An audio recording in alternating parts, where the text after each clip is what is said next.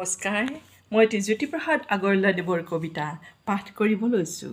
কবিতাৰ শিৰোনাম বাস্তৱৰ কেন্দ্ৰত শিল্পী। ছবি অঁকা শিল্পী নহওঁ মই, যদিও আকো ছবি। ছবি অঁকা শিল্পী নহওঁ মই, যদিও আকো ছবি। গান কবিতাৰ শিল্পী নহওঁ, যদিও ময়েই কবি। কলাৰ মাজত যদিও প্ৰকাশ মোৰ, জীৱন কলাক ধুনীয়া কৰি, মানুহকেই মানুহ কৰি থৈ যাবলৈ বাস্তৱৰে কেন্দ্ৰস্থলীত লৈছোঁ স্থিতি, যুঁজিবলৈ দুষ্কৃতি দুৰ্ঘোৰ।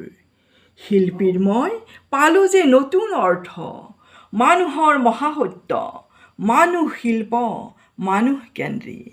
মানুহেই নিত্যাতীত, মানুহৰ মই ন ৰূপ দিম, পৃথিৱীখনকো পুনৰ গঢ়িম। মোৰ ই দৃষ্টিৰ নতুন সৃষ্টি, অৱশ্যে অব্যৰ্থ।